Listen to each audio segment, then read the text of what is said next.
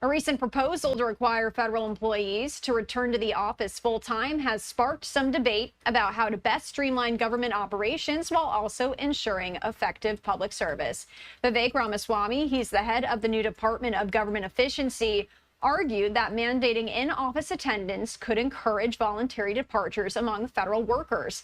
In an interview, he said the proposal could be a way to address what he says is a bloated federal bureaucracy. Let's bring in Scott Baradell. He's a spokesperson for Stanley Systems. Thank you so much for joining us on Live Now from Fox to continue this conversation. Thanks for having me. All right, so this proposal from Ramaswamy here, do you think this would achieve his goal of these voluntary departures from the government? And if that did happen, what could we expect to see? Well, absolutely. I mean, I think that where we've seen it in the private sector where this has happened, you've had a lot of return to office mandates that led to a lot of voluntary departures. And it's a great way to reduce your workforce without having to pay severance and things like that, which I think is something that Vivek Ramaswamy and Elon Musk have in mind.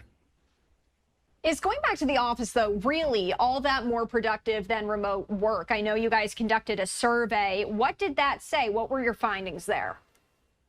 Well, I think there's a lot of research that shows that the collaboration that you get in office, if it's really collaboration as opposed to just driving somewhere and being in the cubicle and driving home, if that's really built into the company culture, it can be a really positive thing. But the thing that was really interesting about the survey, and Stanley Systems helps businesses with printers, copiers, computers, it's office technology, so all for getting people back in the office. But what the survey showed is that the majority of Gen Z workers want to be in an office. Many of them never have had a chance because of COVID, and they're excited about it. So let's take advantage of that excitement. Yeah, so if this does lead to those large amounts of people leaving their government positions, I guess what impact could that have? Would that send a message about the future of remote work and leading to a future of maybe even going in the office full time or not?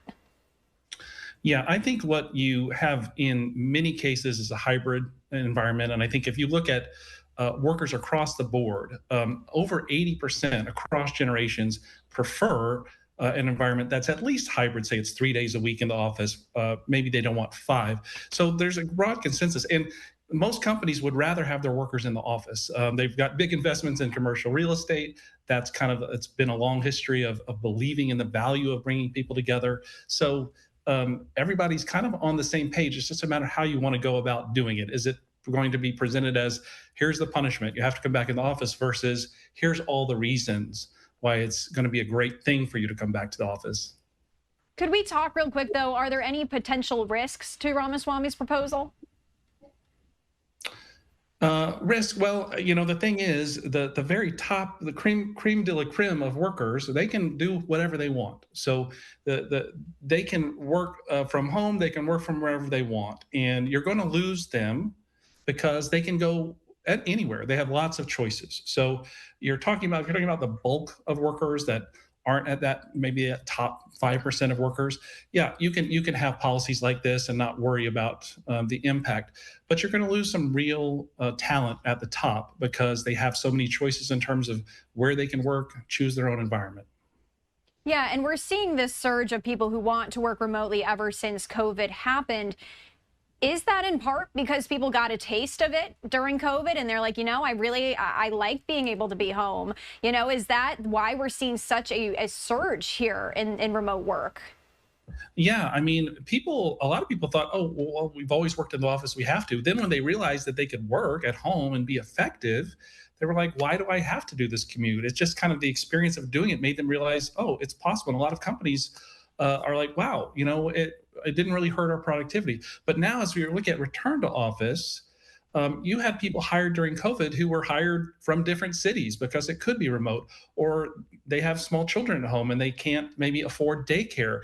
These situations where they were built for in their work style and everything was built for remote, and now coming into a return to office mandate, they simply, even if they wanted continued working for the office and coming into the office, they're in a different city, they've got small children at home. There are a lot of people that build their lifestyles around remote work, and now they have to change.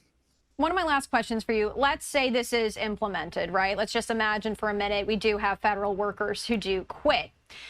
How do they move forward in attracting talent when they do have to fully go into the office? Well, I think Elon Musk's approach to this has always been that he believes that if you're truly the kind of worker that he wants to have at one of his companies, you're going to want to come to the office. So I think he feels like and Vivek Ramaswamy and a lot of people that the government workforce is so bloated that a lot of people can leave and you're still going to have a lot of good people there, and the culture that's created are going to attract more people to the office. So I think that's the belief.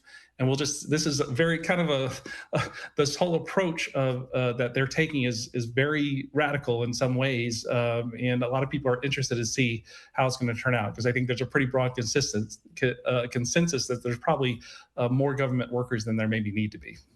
Absolutely. Scott, thanks so much for breaking this all down for us. We appreciate it. Thank you.